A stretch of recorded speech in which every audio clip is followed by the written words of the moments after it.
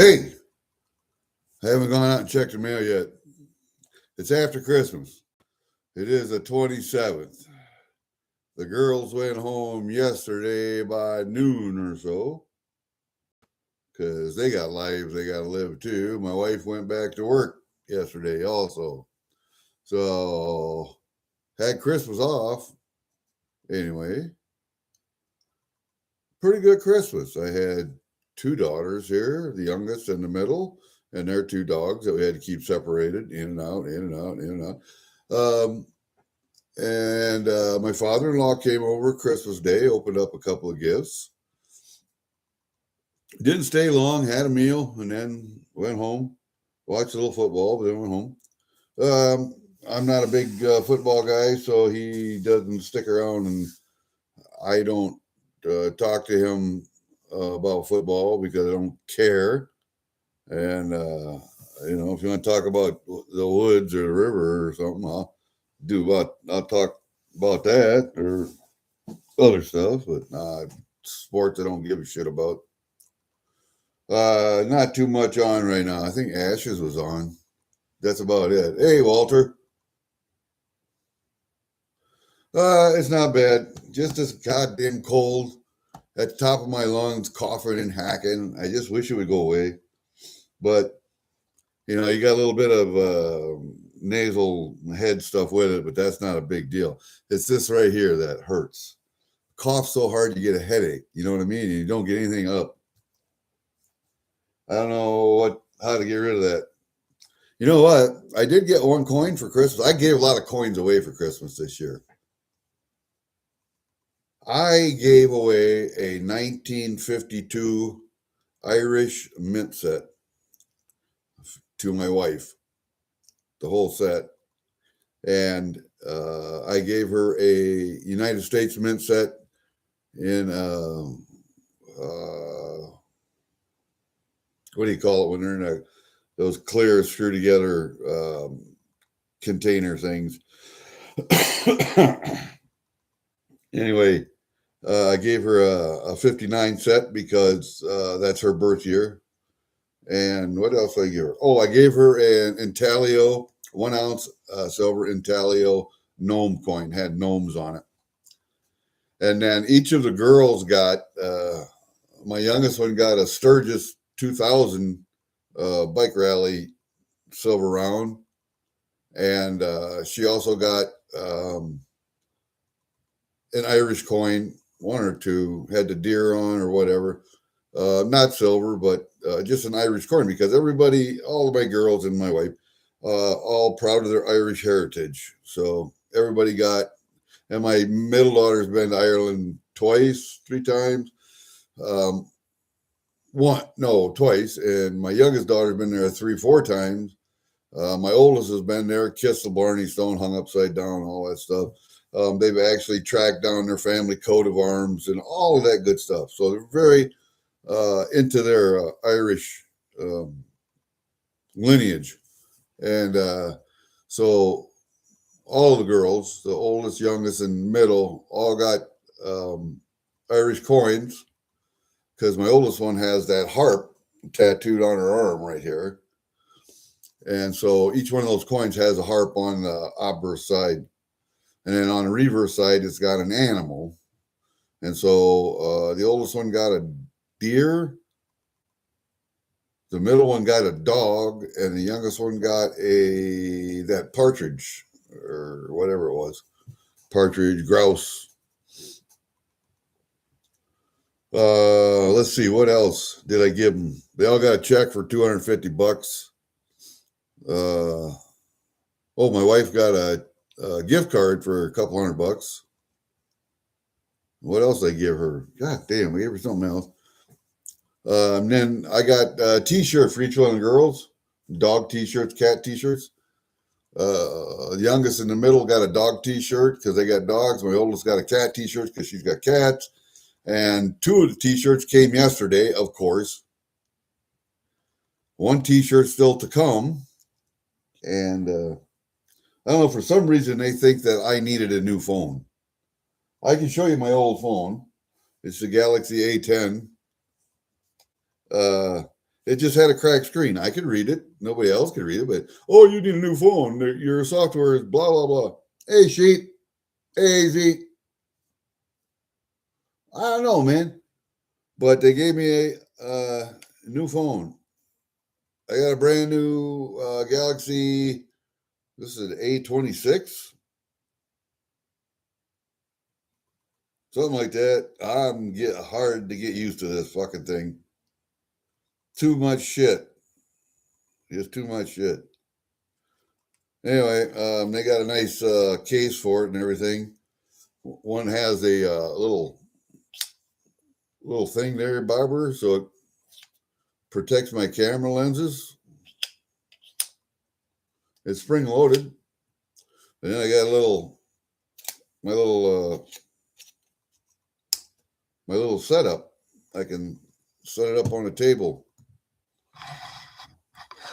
like that. I can set it up just like that. I might be able to actually stream from my phone now. Oh, come on. Where you at? There you go. I had a setup stand on my other phone protector, but it broke. So, of course, I got a new phone. And then they gave me all kinds of food, chocolate stuff. All kinds of chocolate stuff. And if you guys have never tried it, these right here, Reese's dipped animal crackers. They're peanut butter on one side, chocolate on the other, with animal crackers in the middle. Oh, these things are like fucking crack. This is heroin. This is heroin. You know, I've eaten 6 of these bags so far in the last probably 2-3 months. These things are the bomb, man. God, those are good. Anyway, my oldest daughter got me a coin because she knows I like coins. So she got me a coin for Christmas. It is this one. The 1916 Easter Rising commemorative medal. Nothing wants to focus just exactly right, does it? And this was about the 1916 Easter Uprising for Irish independence. And I'll take the coin out of here in just a bit and show you, but it's not a silver coin by any means. But like I say, they're very, very cognizant of their Irish heritage and very proud of that. Come out of there, you. There it comes. It's coming. It has a little cardboard thingy right there that I think you can set that up and use it as a display case. But this is the coin. Let's see if I can maybe get this to focus now.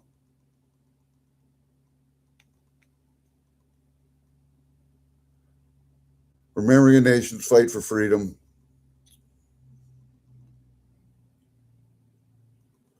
Easter Uprising, 1916. And it headquartered at the post office in Ireland. And see, that's the backside.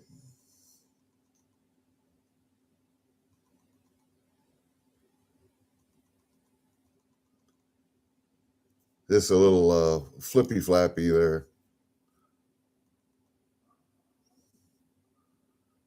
I think she got that when she was over there. It's got the QR code on it. But yeah. That was a nice little gift there. I like that. A nice little gift. And it just folds back down in there like that. So I got that one. And then I got my Back to Blue badge, copper badge from Ginger. And we spent $5 extra making sure I got here before Christmas, and I didn't have to because my brother went back to California because of the flooding out there. And so he's out there. He's a police lieutenant, and I got him a copper badge, Back to Blue with the flag on and all that shit.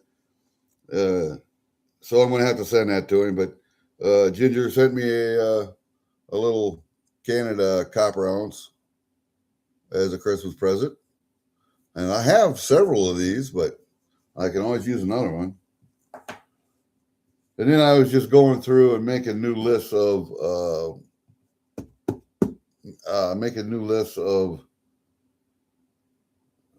my large penny collection and my nickel collection. So I went through and I got all written down. And I have the print off of all the nickels from when to when. Fish scale nickels, the beaver nickels, the other nickels, the V nickels and all that good stuff. The centennials, all that stuff. So I got that all printed off. And then I started going through the nickels that I do have. And I have some extra fish scales. These are just extra small nickels. But then we got to looking at the books. And this is the fish scale book I got. I'm going to have to bring the camera down just a little bit because it's too hard to hold stuff up. Bring it down just a little bit more. Bring it down just a little bit more. All right.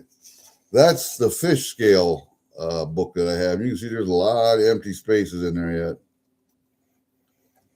A lot of empty spaces. I don't have that 1921 small nickel. I really would like to get that one. I got the first year, but I don't have this one. See, there's just some that I don't have, but that's my fish scale nickels. And then we move on to, let's see, 22 to 64. The 22 to 64. And you'll notice that there are just a few missing in this collection. Not a whole lot, but just a few. 1, 2, 3, 4, 5, 6, 7, 8, 9. Just 9 missing there. So that's not a bad collection there. And then my the 65 to 2012 and from 2012 on, I don't have a book for those yet. But even this one has quite a few missing in it. Quite a few missing in that book too.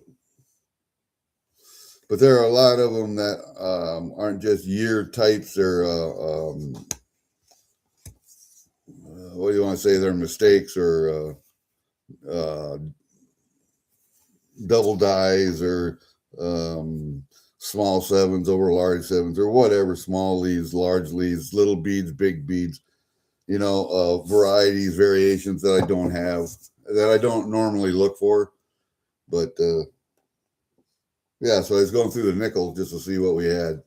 Because this is going to be my next, after I got that one large penny book done. Oh, I don't know. I haven't been out and looked at the mail yet. I'll do that after we're done. I was going to do that before I came up live, but I didn't. Why? Because I haven't even got pants on yet. I'm still in my comfies. See, I'm still in my comfies.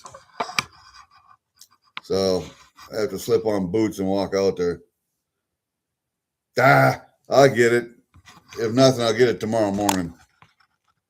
If nothing else, I'll get it tomorrow morning. Because I do have to get out tomorrow, go to town. I'm out of,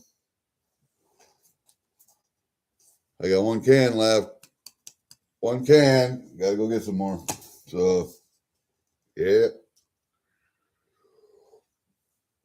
I don't know. The girls always get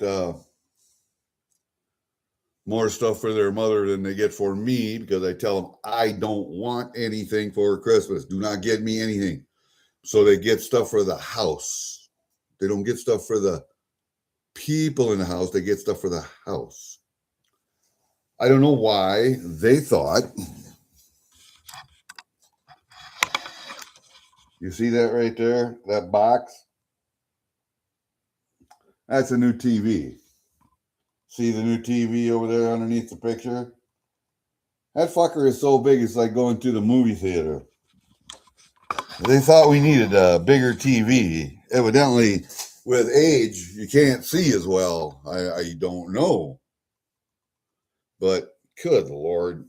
No, I won't. Sheet, I will not open that until tomorrow. I won't open it. I don't like to open stuff uh, that people send me unless I do it on camera. Not, it makes good content, but it's also a video trail when I open it of what's in it. So you have record, I have record. Everybody's got records, record, data. That's what this world is all about now, data. And you know what? I'm going to put my foot up there, but you know what? The last few days, looking on YouTube, fucking everybody. Um, why is silver going this high? And this is why silver is going this high. And now it's all everybody's hoarding fucking silver. Countries are, manufacturers are hoarding silver. I understand that. You know, there are countries, China primarily, and companies that are hoarding silver because their product output and their profits are going to be based on the products that can be put out because of silver that's in them. So they're stockpiling silver. I understand that. And we've been in a mining deficit for, 5 years now? So demand has outstripped supply. We did have a reserve of silver, a stockpile, but that's been diminished. And so on the LBMA and COMEX, because they were nothing more than a mechanism to manipulate price, nobody ever stood for delivery. Now they're standing for delivery. And the little people ain't going to get it. The big people are going to get their and they're going to break the LBMA and COMEX, and it will be done. The paper,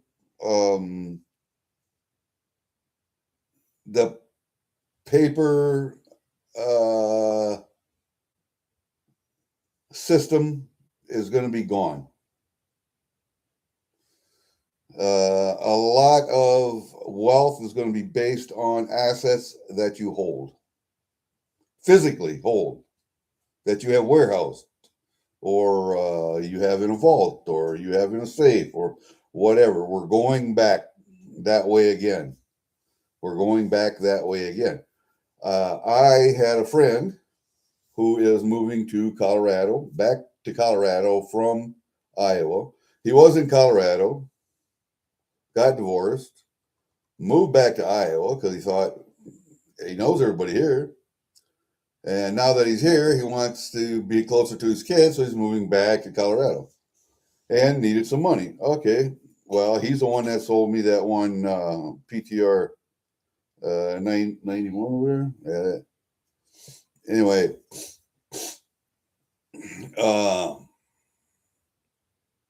he contacted me yesterday or the day before. It says, do you want to buy a 10-ounce bar of silver? Now, he's a stacker also. He has stacked for many a year. And has a lot of silver at like 16, 20 bucks. So it's not a big deal for him. But he wanted to sell a 10-ounce bar. Would I be willing to buy? Well, fuck yeah, I'm willing to buy. I'm not going to pay. I can't pay until next month. So if that's a game changer, then I can't do it. But he said, no, I trust you. I know you. Not a big deal. We'll get together next week. $75 an ounce. Yes, I'll do that. Yes. That's $750. Well, I got some cash here. I could probably give him most of it now. But he said, no, I'll wait till next month. He says, I understand it's going to go up a little. But he says you're locked in for 75. Okay. So we'll get that taken care of. Saguchi? Sagouch. Sagouch.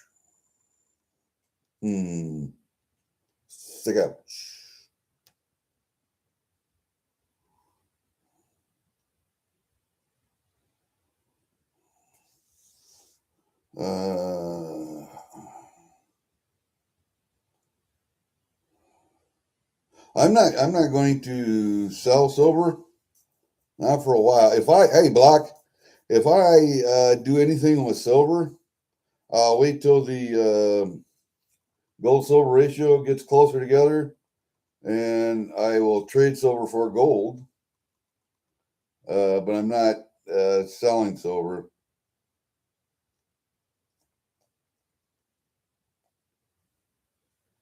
I understand that silver nowadays is more of an industrial metal than it is a monetary metal. I understand that. Gold will always be a monetary metal. There will be some monetary value to silver, but not as much as there once was. It's more of an industrial metal now. Same thing with platinum and palladium. But it's an asset. It's an asset that you can hold. It's an asset that you can physically have in a vault or in your hand, whatever. Um, yeah, I'm not selling silver at all right now. I will continue to buy silver yet, not as much as I did. I will continue to buy some. I bought 1 ounce at $80 a day ago, a couple days ago. And then I bought these 10 ounces at 75. So that's as high as I'm going right now is $80. I won't go any higher than that right now. Now, if silver gets up to $80, I have changed my mind again. But I honestly think we're going to see $100 an ounce silver if it continues this way by the end of the year. If not right after. And I'm seeing, and maybe half of this is hope, I don't know. I'm seeing $200 silver by the end of next year. So I don't know.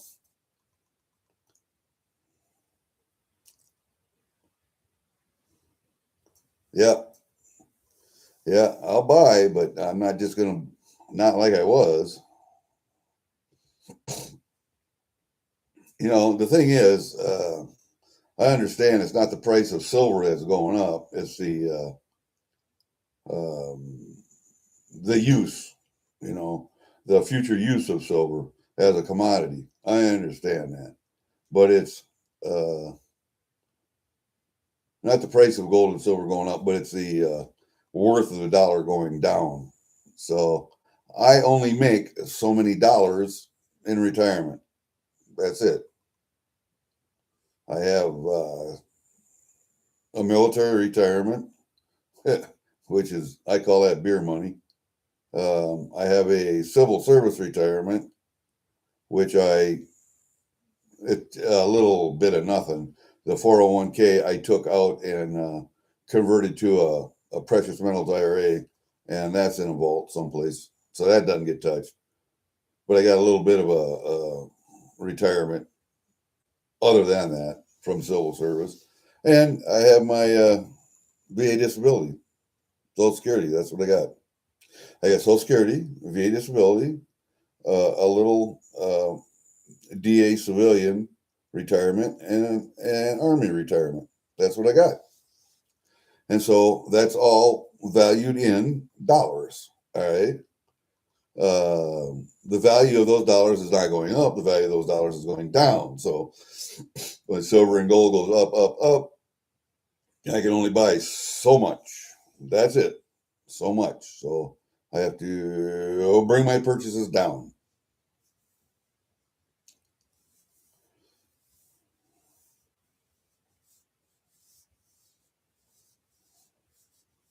Had to not had. Okay.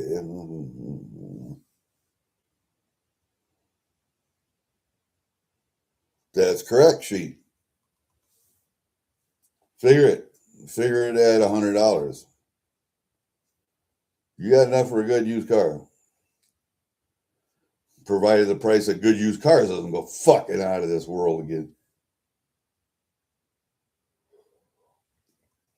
I remember the Cash for Clunkers program where they just massacred the used car market because they squashed on fucking used cars. You would think that they would have flooded the market because they're giving people money to get rid of their old cars so they could buy a new car. You thought there would be a glut of used cars on the market, but there wasn't. Why? Because they destroyed them all. Well, here's the thing with currencies. All currencies will, and have been throughout history, become debased. Why? Because the governments, all the way through history, have funded continuing wars, continuing wars of aggression, but wars of conquest, conquering other lands. Why? For more resources. So instead of taking the money and the resources and doing what's good for the people, graft, corruption, and greed take over, and they collapse economies. It's happened all throughout history. It will happen again with this paper fiat system that we have. And when we go to a new digital currency, which is going to happen, it will happen. It will happen to that system also. How many hundreds of years? I don't know. It will take to do that, but that system will also collapse, and it will go right back to physically held assets again. So you're witnessing history right now. You really are. You're witnessing the collapse of a fiat money system worldwide fiat money system. You're watching the collapse of that system. Why? Because of constant fucking wars, excessive taxation, expansion of the money supply to fund those wars, all to gain more assets, all to go into the pockets of billionaires, millionaires, and corrupt politicians, and the little guy bleeds out. How many times has happened throughout history? You're witnessing it happen again, and it will happen in the future. The only thing you can really count on is what you have physically, what you have. That means tools, manual tools, tools to do labor with. Nothing that relies on electricity or batteries or nothing but muscle power. Seeds, not hybrid seeds, but old seeds that you can harvest year after year and replant and regrow food. Knowledge about how to can, how to cure meat, and speaking of meat, I have to go out and do some jerky today. I think I'm going to make some biltong also. I got like 10 pounds of meat. I think I might make some biltong out of. Anyway, I got some jerky that I got to get seasoned up and marinated. And you're watching and what you have, those tools, that knowledge, how to can, how to cook, how to grow, how to trap, how to hunt, how to fish, how to take care of yourself, how to build. You got cans and cans, like when I was a kid, and we would take scrap lumber apart. My stepdad made us pull nails and straighten nails, put them in a can, straighten nails, put them in a can. Screws, any screws that were good went in a can. Everything got separated by size, blah, blah, blah. I have cans and cans and cans of stuff out there in the shed. I have 2 racks full of metal, just scrap metal, different kinds of scrap metal. A lot of tube, a lot of angle iron. That's why I built a forge and started building knives. I want to know how to make my own tools, how to make my own knives, how to make my own hoes and shovels. How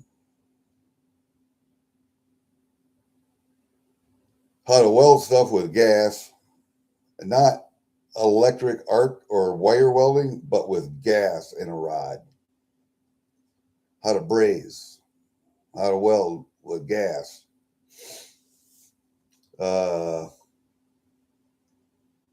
Stuff like that. That's what's going to be worth money into the future, and it's worth money now.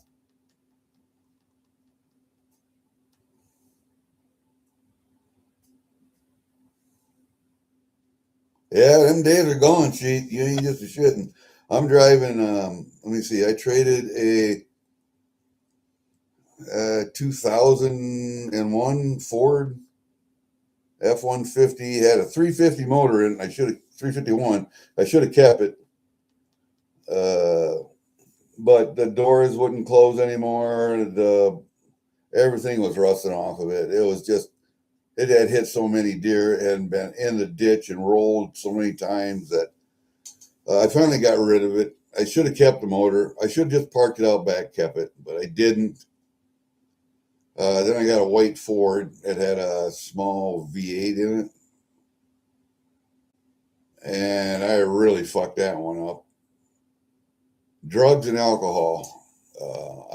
Legal drugs, but they're pain meds and alcohol, and I rolled that fucker in a ditch. And then I got a Dodge, and I drove that for a long time. That old Dodge, because I had another Dodge way back when I was younger, and the transmission wasn't just acting right. So I took it in, took the pan off it, and started looking through it to see, what was going on with it. And there was a piece laying in the pan. I got it out in the shop yet. I don't know where that piece came from, but it came out of that transmission. Anyway, I took it the next fucking day to a car dealer over on the Mississippi, and I traded it in for this Ford that I got now. And I have a 2010 Ford F-150. The bottoms of the bottom back corners of the cab are all rusting out. Not through to the inside yet, but you can see when you jack it up and look at it. It's got a small V8 in it, and it gets shit for gas mileage locally, but out on the highway it'll get 16 to 18 miles a gallon. It's not bad out on the highway, but just driving around local, it's shit. But I need it for pulling my dump trailer and my 16-foot car trailer and stuff. So it's a farm truck basically.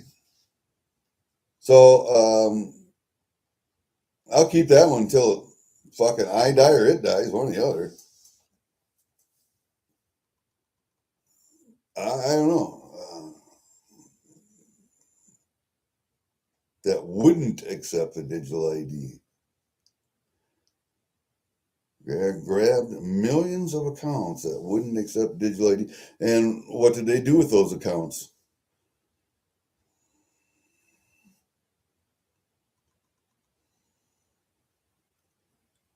Yeah, but those women will come back. Those women are starting to find out that 40 to 80 is a fucking long time when you're alone.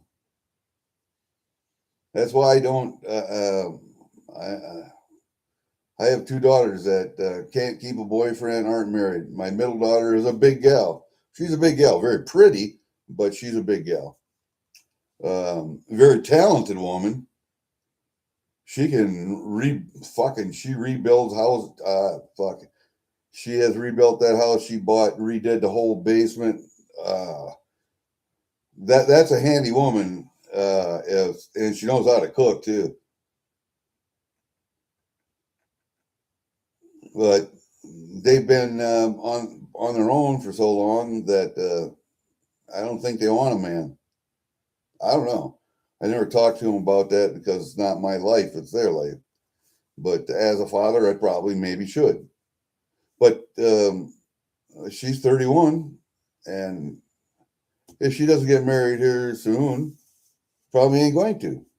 Same with my youngest one; she's 30. I've had several boyfriends. One that I really liked. He was a Iraq vet, an MP.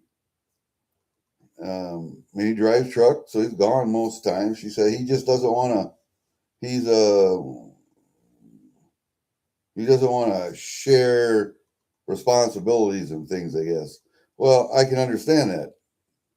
as a vet myself, I understand where he's coming from, and I would like to be able to talk to him a little more too. I think he's losing a good girl, but because she rides motorcycles, she's got 2 bikes. Um, she knows how to buy a house because this is her second house.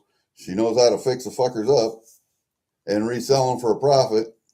Um, she works online for a software company, so she works remotely. My other daughter, my middle daughter, works remotely also. She works for a finance company. Has worked for 2 of them now. And I don't see those jobs lasting for another 30 years for them to retire. I don't see that. And I've asked her, I said, what's your plan if your job goes away and you can't get another one like that? She said, well, I always fall back on retail. She says, I was a manager of a Michael's. I can do that again. I said, yeah. Yeah. I mean, you got a plan anyway. She said, I would try and find another job like I got, but that's what I went to college for. She said, but she went to school for finance. But at least she has a fallback plan. And my youngest one, I've never talked to her about it. But if her job went away, what is her fallback? I don't know. But anyway, I am glad that all my daughters know how to cook, how to sew, can do basic maintenance on a vehicle, and know how to fucking wield a hammer and a fucking screw gun, and know how to tape and mud and paint and glue. And the only thing they can't do is probably uh, plumbing, because they have to solder pipes, copper. They could glue PVC and run that, but they don't do electrical. I do electrical. They don't do electrical. Electrical will kill you if you don't know what the fuck you're doing. So, oh, hold up, 9 for 9. Let me turn you blue. Hold up, buddy. Shit, didn't even notice that. Okay, you're blue now.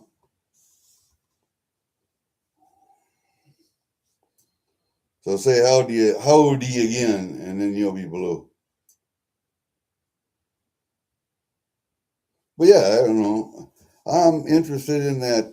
What Walter said: Vietnam grabbed millions of accounts that wouldn't accept digital ID. Is that going to happen in this fucking country too? You're either gonna accept this digital ID and your digital bank, digital currency, or you're not gonna have anything. So you got 2 choices: accept or not. And if you don't, you're not gonna have shit left. 86 million accounts. So they seized bank accounts, is what you're saying, because they wouldn't accept a digital ID, or they wouldn't accept a digital currency, a CBDC, a central bank digital currency.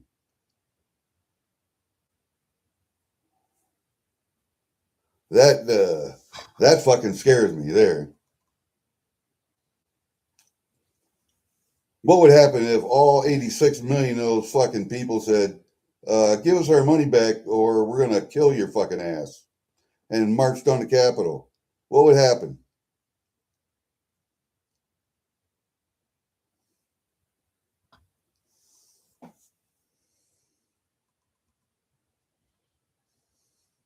I often wonder, and I've always asked, how much tax is too much tax?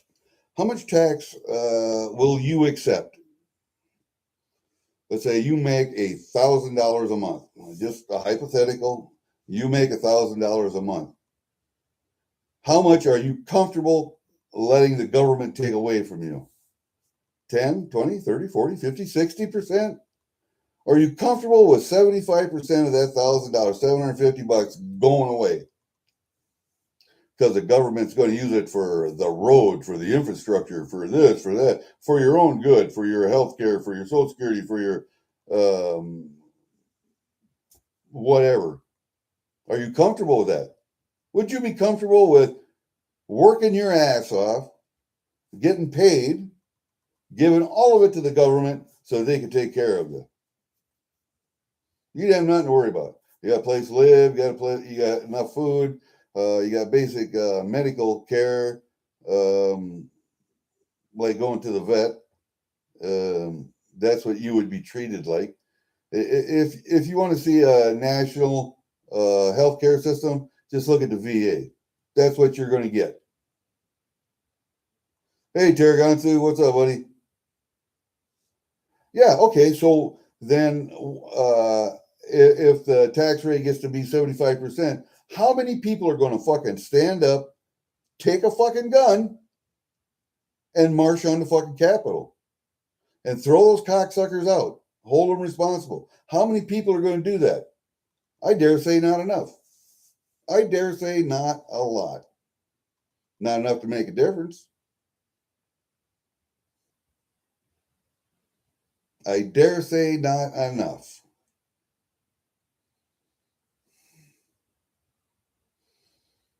I don't know. See it happening.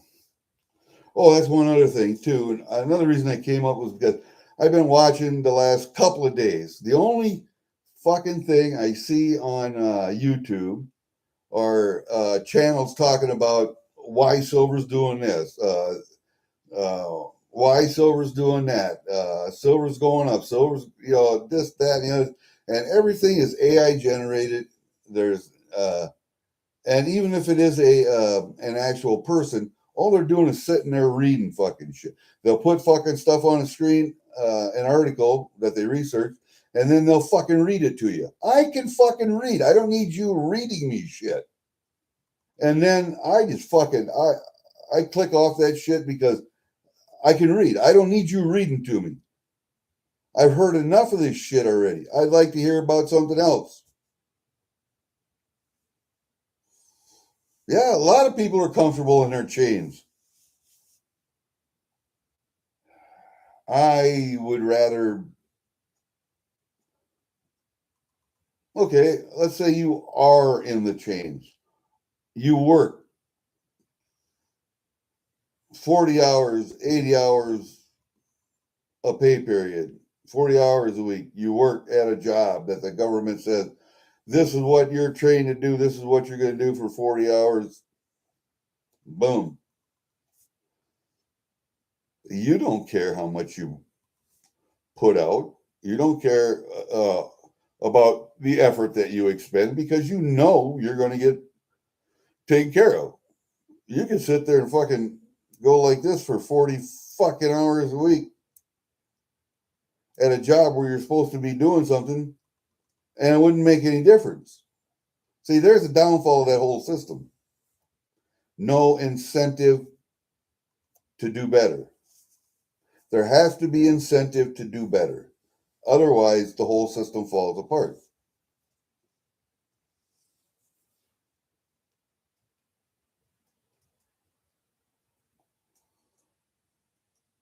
Hi, Lisa. How are you? No, the thing is that, you know, you can be watching YouTube and it's either an AI generated video or it's an actual person, and they did some research and they'll put that research up on the screen to highlight, but then they'll sit there and they'll read the whole fucking article to you. And that's one thing I don't like about Silver Slayer. As much as I like Silver Slayer, he does the same fucking thing. He sits there and he reads to you.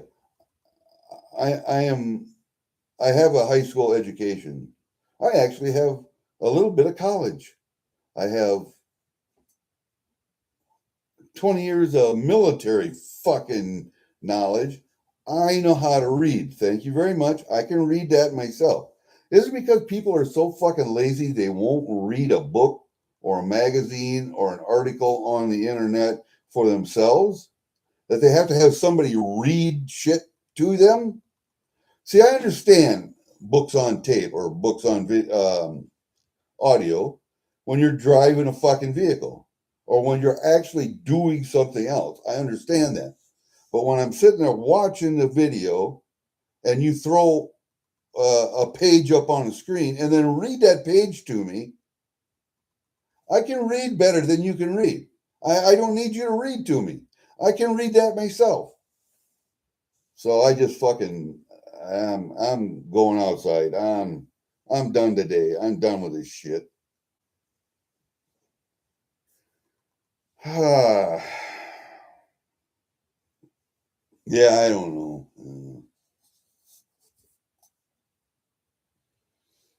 Lisa, I hope your birthday was a good one. I really do. Birthday and Christmas was a good one.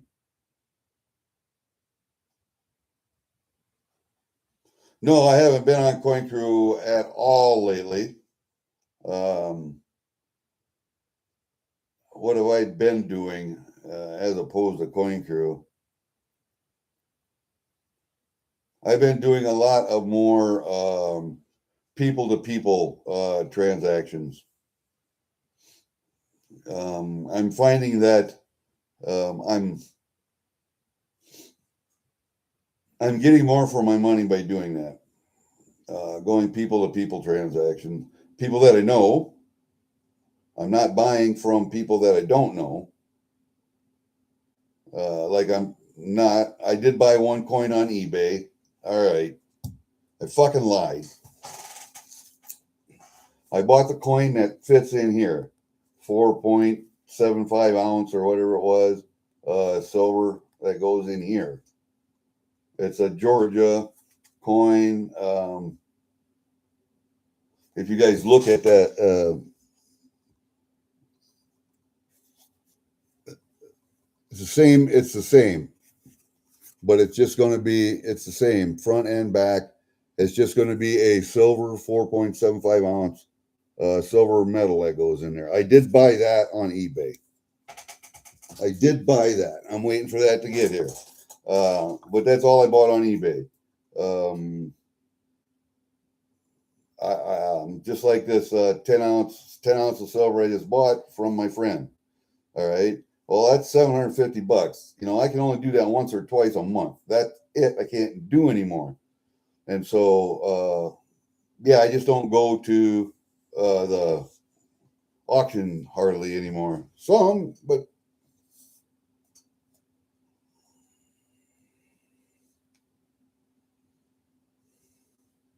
yeah, exactly.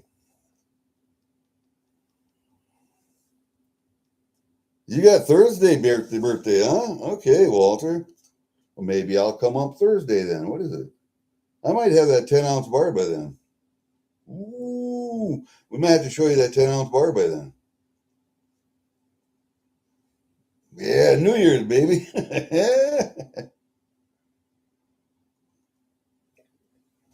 Well, I was almost a firecracker, baby. I believe my birth certificate says 2 something in the morning on the 5th. So I was just a little over. Just a little over.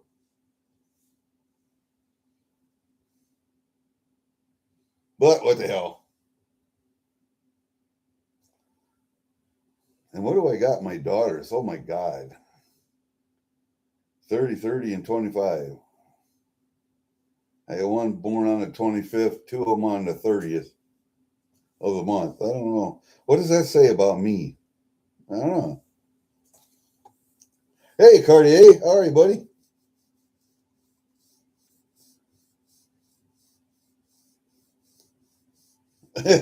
Yeah. Oh, my birthday. Fuck. I don't care about birthdays anymore. This birthday coming up in July, I'll be 70 years old. Done with birthdays at that point. Done. Done with birthdays. Don't care. I don't care now. Whatever. Hey, Triple A's here.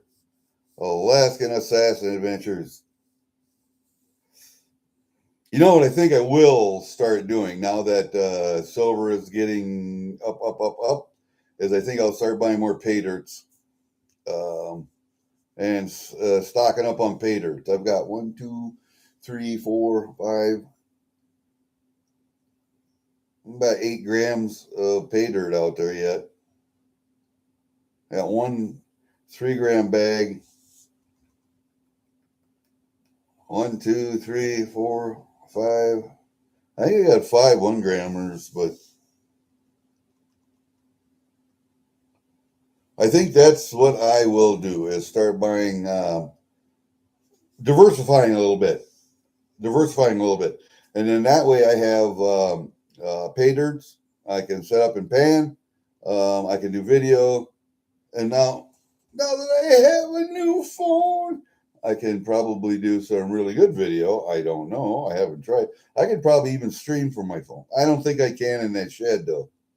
That shed where I have my panning stuff set up in my butchering room, that's a complete steel shed. I don't think I can. I don't even think I can get phone service in there. So, but yeah, I got a new phone. New phone with so many nice cameras on there. Look at that. Yeah. So we'll see. It's a brand new.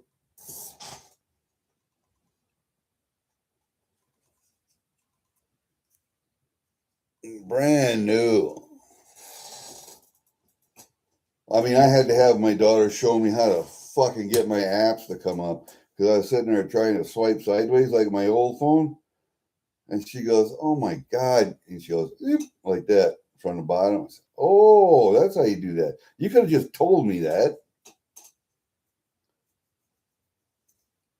So, yeah, when she went home yesterday, gave her a hug. I thanked her, her and her sister for the phone and the tech support. And then my middle daughter said, "Yeah, she's going to start charging you for tech support pretty soon." Smart asses. But yeah, that was kind of funny. That was kind of funny. No, my oldest daughter and her husband are out in Philadelphia. They were home earlier this summer for Ben.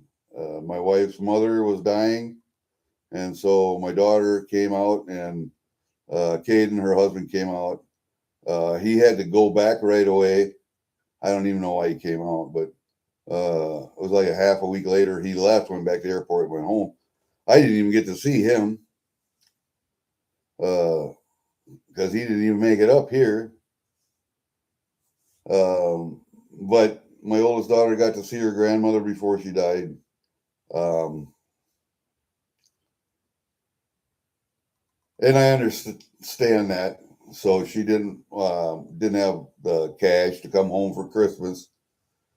And I said, "I'll send you the money if you want to come home for Christmas, for airfare." And she said, "No, just make a donation to my church." Okay. I took the money I was going to give her and I made a donation to her church. Thanks, Cartier. Have a good day at work, bud. Don't let them get you down. Don't let the man fuck you. And if you work for years, if you're self-employed, look out for the boss.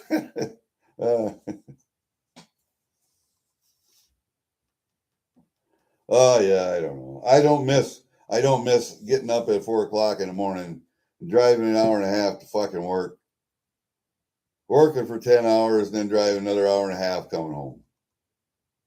I really don't miss that. See, I did that for what, 13 fucking years? Let me see, 13, 11, 24, 25. Yep. Did that for 13 years here, 11 years out in Chicago. Well, for 2 years, I drove just a little ways. It wasn't too bad for the first job out there for the government. It was like a 15, 20-minute drive each way. And then I went to work for the aircraft facility, working on avionics and instrumentation and wiring and that was driving around Chicago up to Glenview Naval Air Station, or Glenview, Illinois, up on the north side.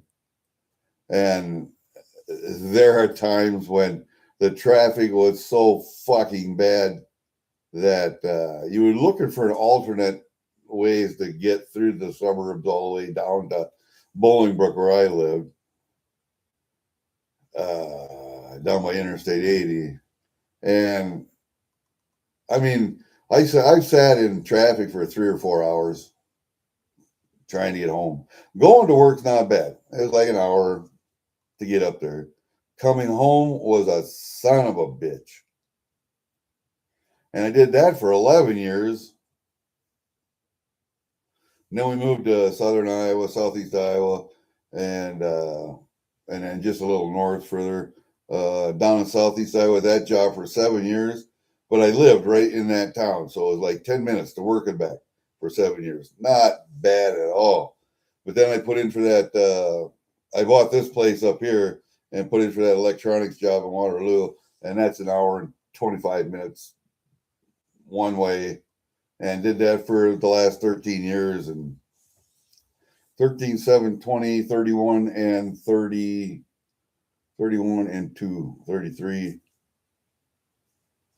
4th, 5th, or 6th, let me see, 26, 13, 7, 20, no, that's 11.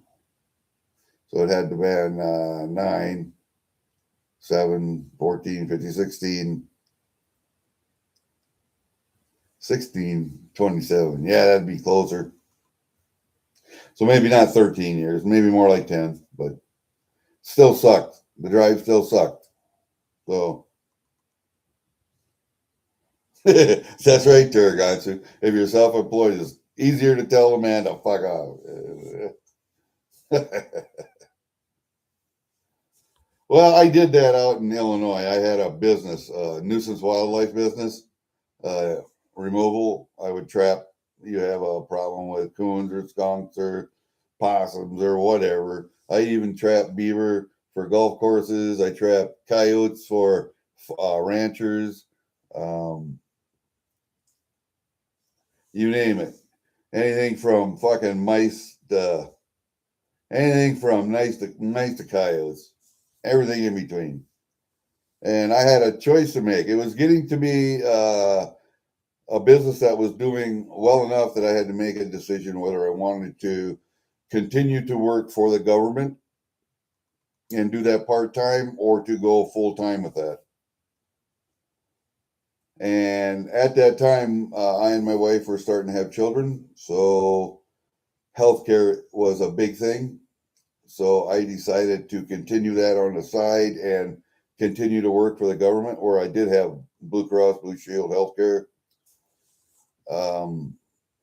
Turns out that was a wise decision because in 94, 95, when they did the reorganization between the Guard and Reserve, my reserve unit got deactivated. The unit, where I was working on those helicopters, was a transportation company. And all that was an Army Reserve unit. Those pilots, those crew chiefs, those crew members, and all that support staff were Army Reserve positions. So all of that got given to the National Guard. So the Army Reserve unit deactivated all those personnel slots, all the equipment, all of that went to the National Guard. So I lost my job and I lost my reserve unit at the same time. Well, the government, in its infinite wisdom, found me another job, but it was in southeast Iowa. And my wife said, well, I want to go back to Iowa anyway, so the kids will be closer to grandparents and blah, blah, blah. So off we went. Trying to find a reserve unit as a Master Sergeant E8 in Iowa was very, very difficult. Matter of fact, I couldn't find one. My reserve unit was still up in Arlington Heights, Illinois. So I was traveling from between southeast Iowa to Chicago again for a monthly drill. So instead of doing that, I decided to interview with different units around the state of Iowa for drills and try and find first sergeant slot or a operations S3 slot, something for an E8. And a lot of units asked me if I would take an administrative downgrade, a couple of ranks. And I had to tell them that normally that doesn't work out real well, because the next time you go to get promoted, they'll see a downgrade on your record, and you'll get passed over for promotion. Whether that was a good downgrade or a bad downgrade doesn't make any difference. They don't read the fine print. They said downgrade, okay, fuck him. So 30 years at the same job. Yeah.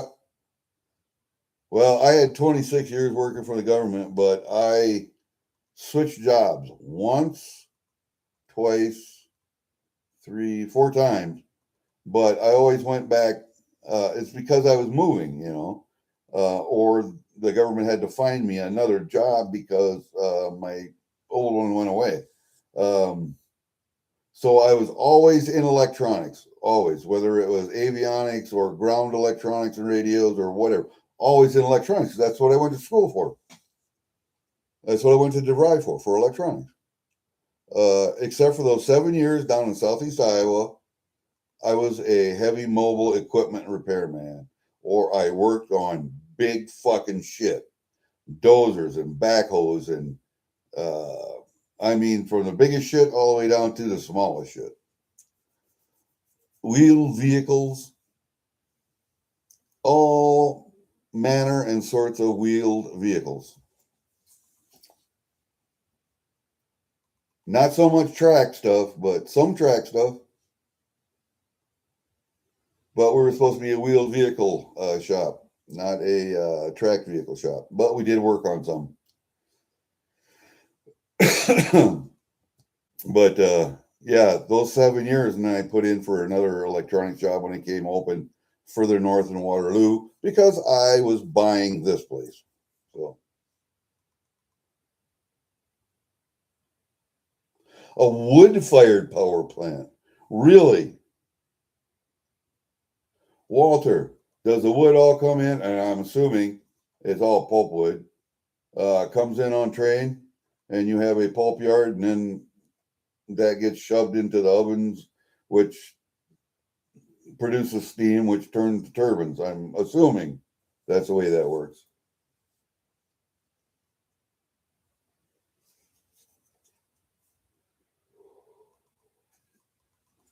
And why wood and why not coal? Would not coal be easier to transport and handle than wood? See, no. Chips, okay.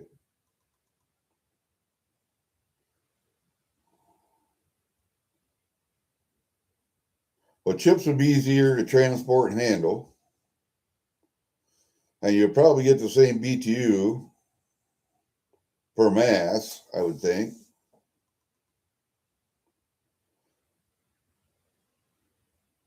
And I don't know about burn rates, and I would imagine the completion rate is probably a little better, because I know just burning wood out here, because it's not all ash. You do get some charcoal in there. I mean, you try to burn everything, but a lot of times when you clean out stove, you're going to get charcoal. That's it. So I don't know the burn efficiency and rates as opposed from solid wood to chips, but I imagine chips would be better. It would be easier to handle chips, be easier to transport chips.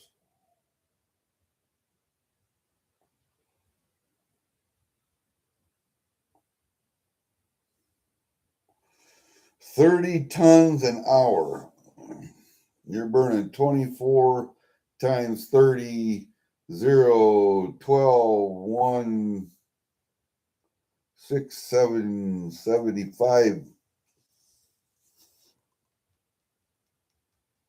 7,000? Oh, Jesus Christ. I don't know. I have fucking, because you're burning 24 hours. So you're burning 30 tons an hour times 24. That's 720 tons a day. Yeah, that's 720 tons a day. And that's 24 semi-loads. Jesus Christ, that's a lot of wood chips. Where are those chips all coming from?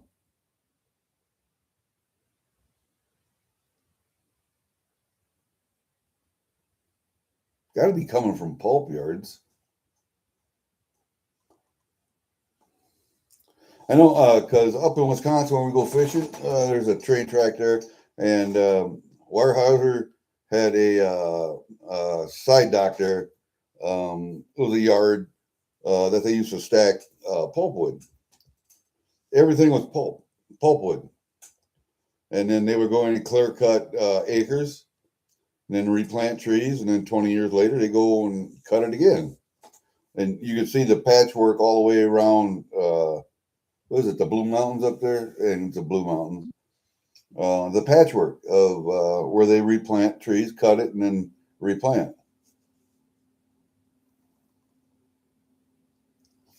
Multiple suppliers. I'm just kind of wondering where them chips come from and who does the chipping. I'm assuming that you guys used to do it, like you said, but now you're getting it from different suppliers. I'm assuming that there's a middleman there. So there's somebody that uses the wood, but then there's a company who chips leftover wood from manufacturers, and they chip it, and then it gets resold to you guys. That's what I'm thinking.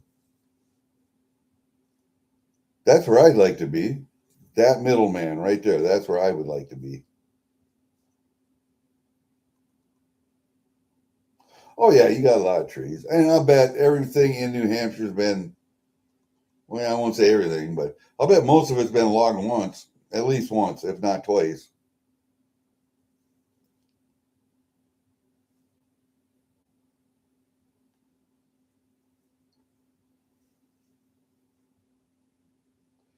Very, very little old growth forest left in the United States.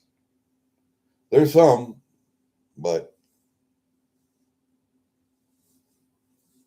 it's supposed to be wood, not suitable for lumber, but it can still, well,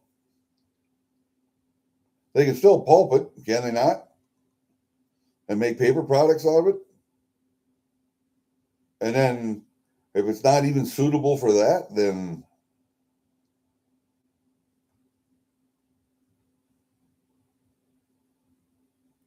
God, that'd have to be some pretty shitty wood then. Not suitable for lumber, but could it be pulped and could it be made into paper products? And then there's this. Why are we not using agricultural level cannabis for all of the other needs that we're using other things for? It makes a better biomass for ethanol. Cannabis does. Cannabis. Okay, let's start at the field level. Cannabis. If you plant a field of cannabis, you can harvest that twice a year. You can get 2 crops off of it. Whereas corn, you can only get 1 crop per year. You get more biomass from cannabis than you get from corn. So you get more ethanol production. Cannabis makes a better paper product than wood does. So most paper products could be phased out from wood. Also, cannabis makes a better concrete. It's been proven. Henry Ford made a whole car out of cannabis. Stronger than steel. Why are we not using cannabis for that? Now, I'm thinking that cannabis could be cut, baled, and put into your power plant and probably have a better burn ratio, better BTUs,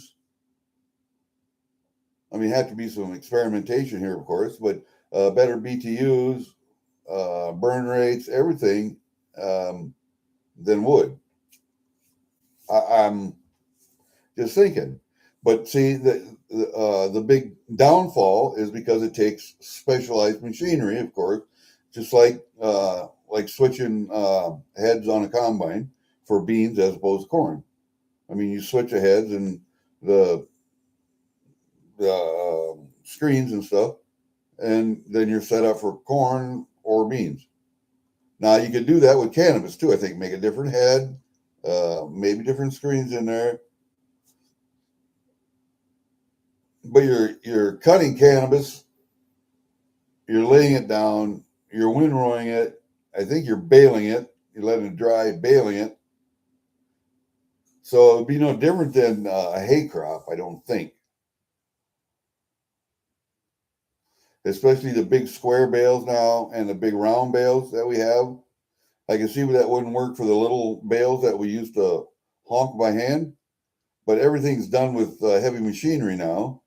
So I don't see why cannabis couldn't be used. I just don't understand that. No, it's agricultural THC. The THC level is so low in that you'd have to smoke a ton of it to try and even get high. But I am a big supporter of cannabis. Cannabis is better for the ground than it puts nutrients in the ground rather than taking it out like corn and soybeans do. So I'm a big supporter of cannabis industry. I would rather see cannabis used for that a lot of things rather than wood or corn. Fuck, use the corn to feed the world. Don't use it for ethanol. But the thing is, if you took corn out of the ethanol equation, what would that do to the price of corn? Uh huh. And so, who's going to lobby against that?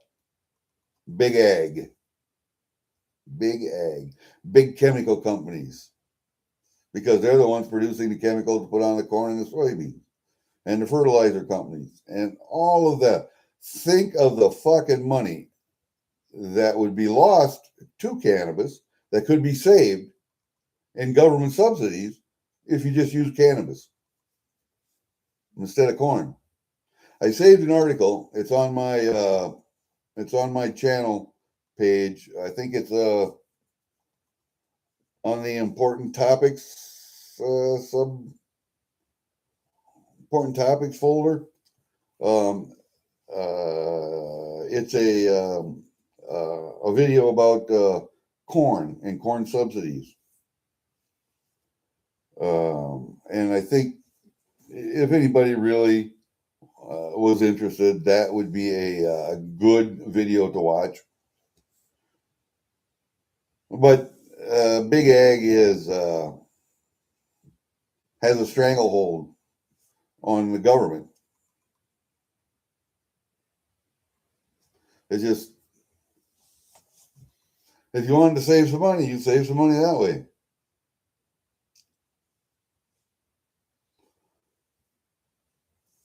Well, all crops are genetically modified anymore. The corn and the soybean. Why are those crops genetically modified? Because they don't want you to keep corn to replant for next year. That corn that's genetically modified will not grow back. But old varieties, what do they call them? Heirloom seeds. You harvest corn, you sell some, you keep some to plant back the next year. Well, that leaves the seed companies out of the equation. They can't make money that way. So everything's genetically modified, so it won't regrow the next year. If you kept seed from genetically modified corn or soybean and replanted it, it wouldn't grow, or if it did grow, it would be shitty.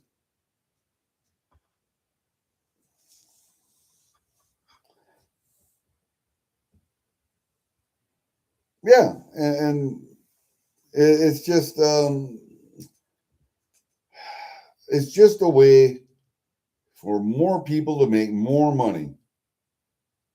Whether it's good for you or not good for you, good for the environment, not good for the environment. Nobody gives a fuck about you or the environment.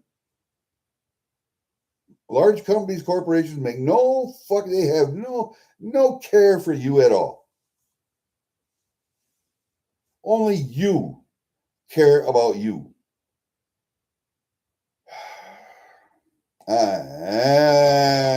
You're going to get me fucking pissed off now. I come from a farming community. My dad, grandpas were all farmers. And I tell you, some of the biggest welfare cases in this fucking country are farmers. They don't realize it, but they are. And it's not the little guy that owns 160 acres or 320 acres. It's the fucking investors who own 5, 10, 20,000 fucking acres of farmland.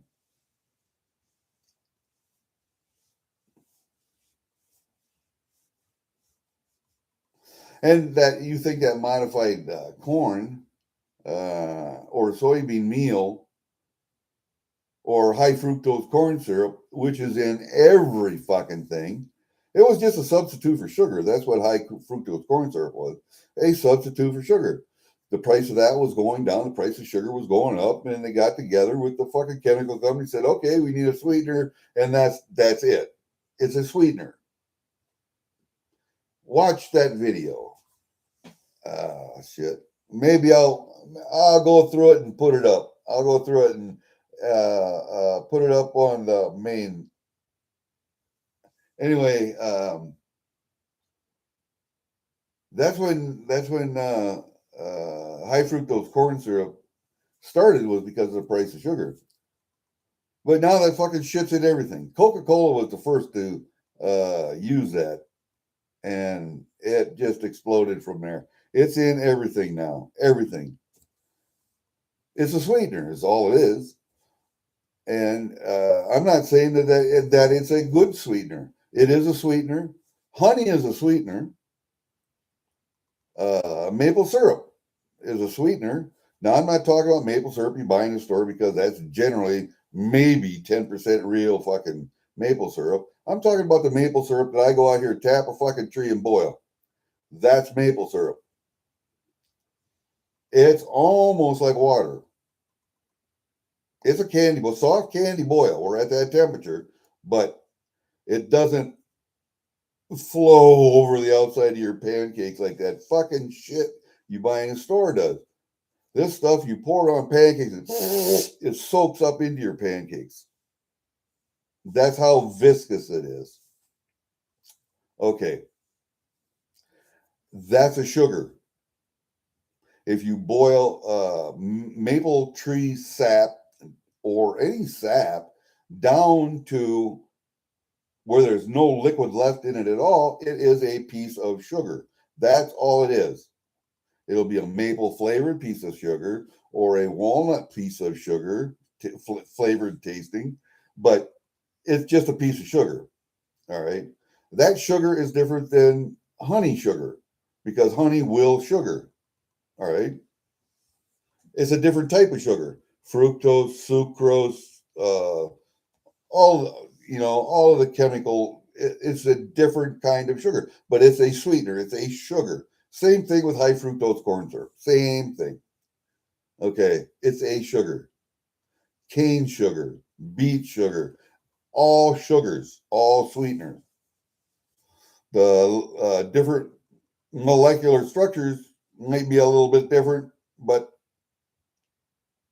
they're all sugars.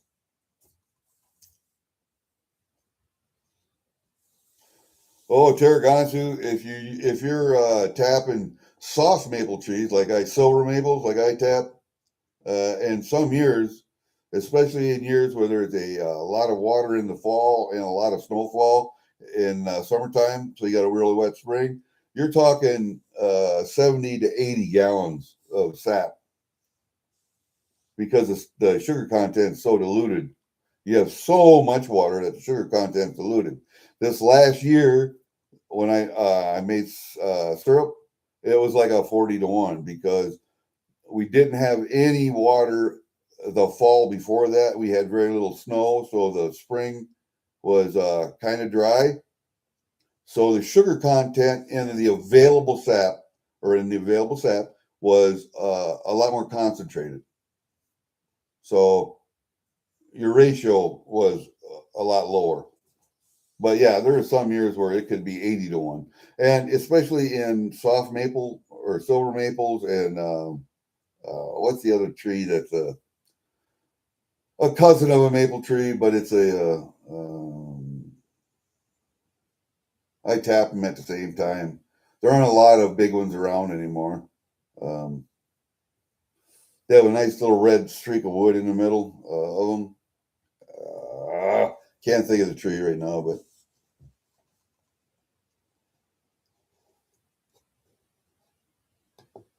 yeah, it's fucking maple syrup is a. I don't know if I've seen pictures, and you probably see this for real life. I mean, valley, top of hill, valleys of maple trees, valleys of maple trees, all connected with hoses, all the way to the bottom of the valley with that suction pump on. And then you got to pump into the tank. I don't do that. I don't have enough trees to do that. I don't have enough fucking time to do that. I, at one point, had 175 taps, something like that. I tapped that many trees. And I couldn't boil fast enough. I had 350 gallons of sap go bad on me. And I decided to cut back on my taps. So I cut back my taps to about 100. I sold 75 of them to my neighbor, John. He wanted to try. So, okay, he does that now. But he doesn't put out that many taps either. He might put out 30, 40. And the couple years that I had these surgeries, I didn't do maple syrup. Last year I did, finally. I tapped my yard. Now, next year I'll probably go down and tap some trees down here a ways back because I can carry pails now. I couldn't for a couple years there. So I'll probably go do a little more tapping this spring. But yeah, if I put out 100 taps, that's as much as I can handle. I have out here in my mudroom, I have gallons and gallons of maple syrup. I'm to a point where I'm giving it away now. So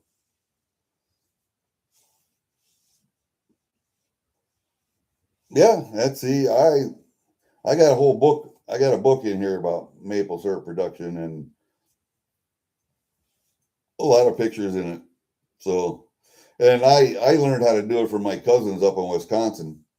Um, I even made a stove just like his, and I got his old pan when he first started. He had my brother make him a stainless steel pan, a new one. He gave me his old one made out of tin, that's soldered corners and stuff. I still have that one, but then I had my brother make me a stainless steel pan too. So I can boil 60 to 75 gallons at a time and just keep adding. But yeah, see, I like real maple syrup too. And after I tried it that one year as a kid, I wouldn't eat that fake shit again. But my stepdad, he tried both and he liked that fake shit better. So we had to buy that fake shit for him, but we got real maple syrup from my cousins up in Wisconsin, and that's what we ate.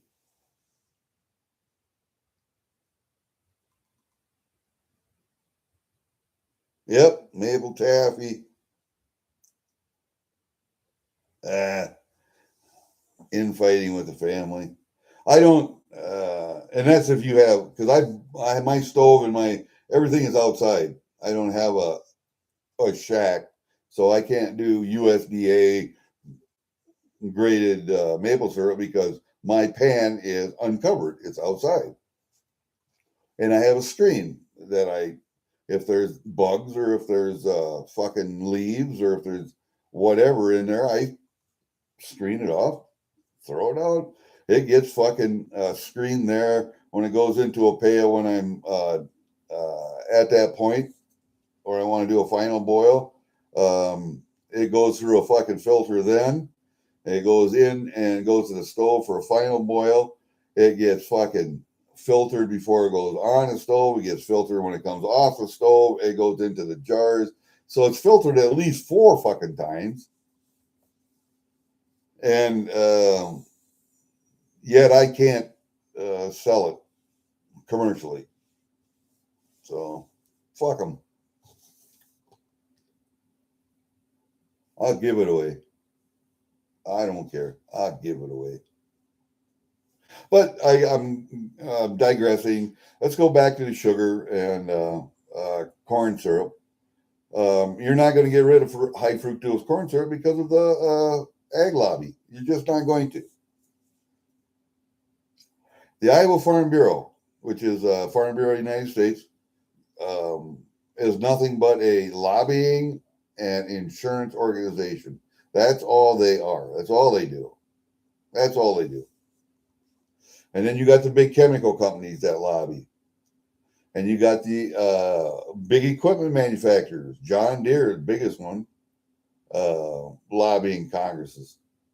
So what average person wants doesn't make any fucking difference.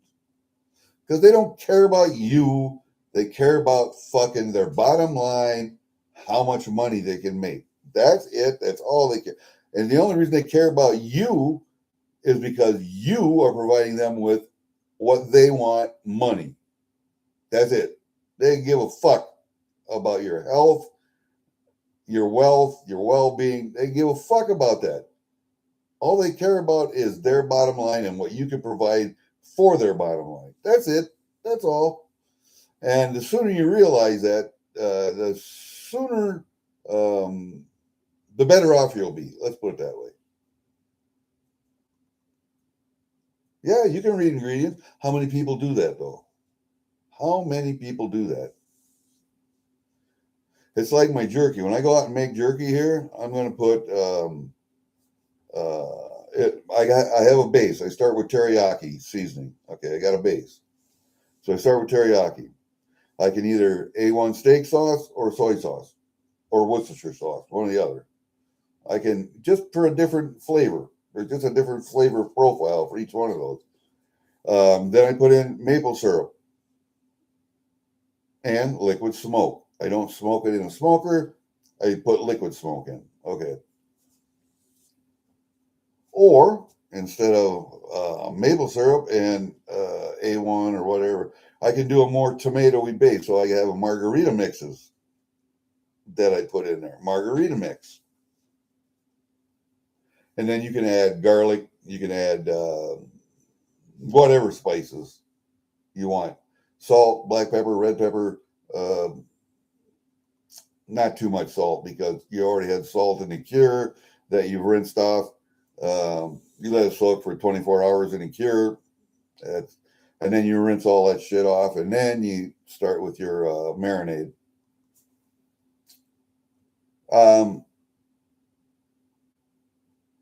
I really, you got to have light brown sugar, heavy dark brown sugar.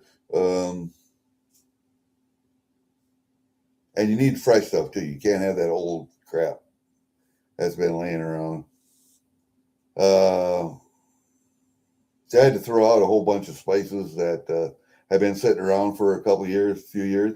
I don't trust them, so I just throw them out and get new stuff. It'll last for 1 or 2 years and then dump it. So, I don't know. It's all natural shit. Liquid smoke is just what it is. It's liquid smoke. I read the ingredients on the label. The margarita mix, you can read the ingredients on the label. And I had one that I really liked, and they quit making it. And so I had to try a different one. I had to look around and read and fucking label. I finally found one I liked. another one that I like. And God, I got to go get some more of that. But I think I only got 2 jugs of that left. It might be enough to do half of this.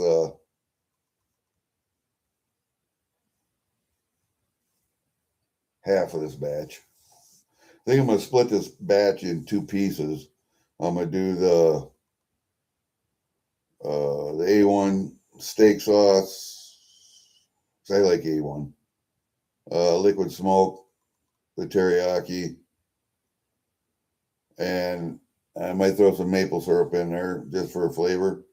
And then the other half, I'll put the margarita mix,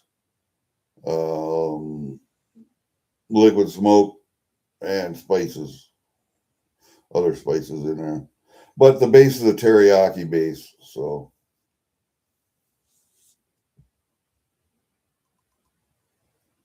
All right, that's it. I think I'm done pontificating for today. I just wanted to show some things, especially this coin. My oldest daughter, got me this one when she was in Ireland. Come on, quit being stupid.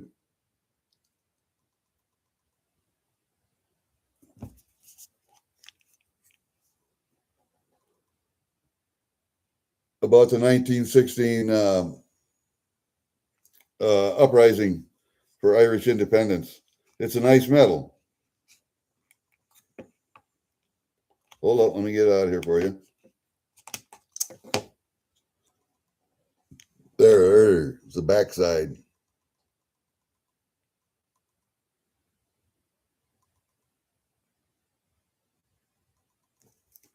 And I have no idea if this is silver or what it is. I doubt it, but my daughter got me that for Christmas. She knows I like coins, so. Oh, come on, you quit being a dick.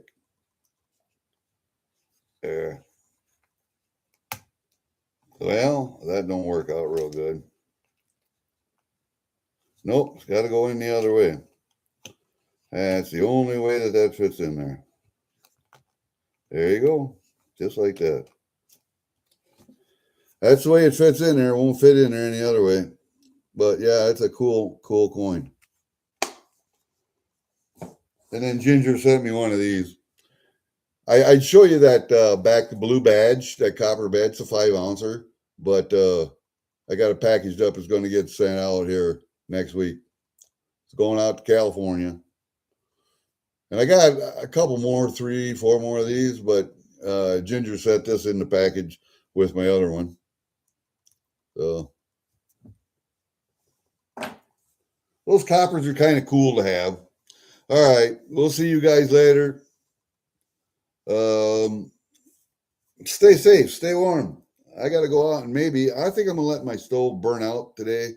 I think I'm going to let it burn out. Coals, I'm just going to let it burn down overnight. And then I'm going to take ash out tomorrow and clean everything out. All right, very good. We'll see you later. Boop.